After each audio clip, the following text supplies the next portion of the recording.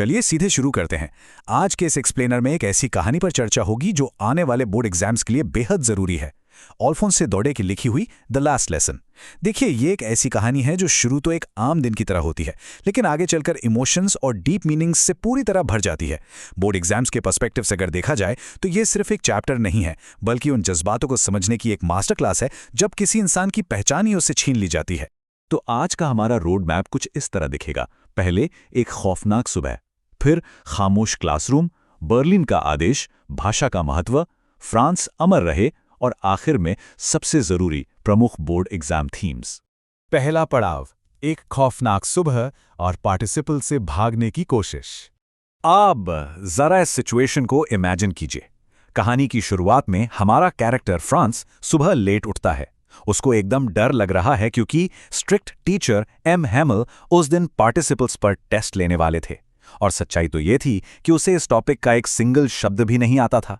तो उसके दिमाग में क्या आता है? यही कि भाई चलो आज स्कूल छोड़ते हैं, बाहर इतना सुहावना मौसम है और खुले खेत में प्रशियन सोल्जर्स अपनी ड्रिल कर रहे हैं। पढ़ाई से तो लाख गुना बेहतर लग रहा था ये सब। पर फिर उसने अपना मन बदला और स्कूल की तरफ दौड़ लगा दी। रास्ते में टाउन हॉल का एक बुलेटिन बोर्ड आता है, और दोस्तों पिछले 2 साल से उस बोर्ड पर सिर्फ और सिर्फ बुरी खबरें आई थी। उस दिन भी वहां काफी भीड़ जमा थी, पर फ्रांस बिना रुके सीधा स्कूल के उस अजीब से शांत कंपाउंड में पहुंच जाता है। और यहां आती है हमारी दूसरी थीम, खामोश क्लासरूम, यानी संडे जैसी एक अजीब अनसेटलिंग शांति। अब यहां ध्यान दीजिएगा, क्योंकि ये अनफेमिलियर साइट्स अक्सर डायरेक्ट एग्जाम क्वेश्चंस बनकर आती हैं। उस दिन क्लास में सब कुछ अलग था। हमेशा गुस्सा करने वाले एम हैमिल आज बिल्कुल शांत और विनम्र थे। डांटने के बजाय उन्होंने फ्रांस को बड़े ही प्यार से अंदर आने को कहा। दूसरा बड़ा बदलाव था उनका पहनावा। उन्होंने अपने स्पेशल ओकेजन वाले कपड़े पहने हुए थे, वही ग्रीन कोट, फ्रिल्ड शर्ट और ब्लैक सिल्क कैप, जो वो नॉर्मली सिर्फ प्राइज डे या इंस्पेक्शन वाले दिन निकालते थे। और सबसे शॉकिंग बात, क्लास की आखिरी बेंचेस जो हमेशा खाली रहती थीं, वहां आज गांव के बुजुर्ग बैठे थे। Old Hauser, farmer mayor, postmaster, सबके सब चुपचाप और बेहद उदास। उस वक्त उस क्लासरूम की हवा में एक अजीब सा बोझिला सस्पेंस तैर रहा था। तीसरा हिस्सा, बर्लिन का आदेश, एक ऐसी खबर जो बिजली की तरह कड़की। अब इस स्लाइड के बारे में जो सबसे दिलचस्प बात है वो ये है कि फ्रांस का नजरिया कितनी तेजी से बदलता है। हैमिल क्लास को बताते हैं कि बर्लिन से ऑर्डर आया है, अब एल्सैस और लोरेन के डिस्ट्रिक्ट्स में सिर्फ जर्मन पढ़ाई जाएगी। ये उनका आखिरी फ्रेंच लेसन था। बस एक सिंगल ऑर्डर और सब कुछ बदल गया। जो किताबें और हिस्ट्री लेसन्स फ्रांस को कुछ देर पहले तक एक भारी बोझ लग रहे थे, वही अब पुराने और प्यारे दोस्तों जैसे लगने लगे जिन्हें छोड़ना नामुमकिन था। जो टीचर कल तक स्ट्रिक्ट और डरावने लगते थे, वो अचानक एक हीरो बन गए। ये ड्रास्टिक शिफ्ट दिखाता है कि उन 40 सालों की मेहनत की असली कद्र तब हुई जब वो अचानक हमेशा के लिए खत्म होने वाली थी। चलिए आगे बढ़ते हैं चौथे हिस्से पर, भाषा का महत्व और सांस्कृतिक पहचान। ये जो कोट आप देख रहे हैं ना, ये लॉन्ग आंसर क्वेश्चंस के लिए बिल्कुल कोर स्टेटमेंट है। एम हैमिल ने क्लास में पूरे पैशन के साथ कहा था कि फ्रेंच दुनिया की सबसे खूबसूरत, सबसे क्लियर और सबसे लॉजिकल भाषा है।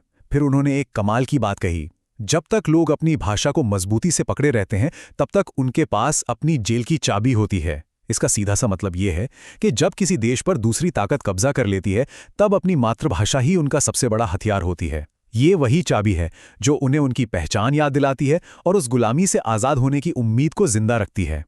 उसी शांत और उदास माहौल में छत पर कुछ कबूतर धीरे धीरे गुटुरगू कर रहे थे। उन्हें सुनकर फ्रांस के दिमाग में एक बड़ा ही मासूम सा सवाल आया, क्या ये लोग कबूतरों को भी जर्मन में गाने पर मजबूर करेंगे? सवाल मासूम जरूर है, पर कितना गहरा है सोचिए। एक छोटा सा बच्चा भी समझ गया था कि जबरदस्ती दूसरा कल्चर थोपना कितना अननेचुरल है। ऑर्डर पास करके इंसानों को तो काबू किया जा सकता है, पर नेचर और इंसानियत की फितरत को नहीं। किसी की मातृभाषा छीन लेना उतना ही असंभव और अजीब है जितना एक कबूतर से दूसरी भाषा में गाने के लिए कहना। लिटरली ये एक सवाल उस पूरे मिलिट्री डोमिनेशन का खोखलापन सामने ला देता है। पांचवां हिस्सा, फ्रांस अमर रहे, एक आखिरी और बेहद भावुक विदाई।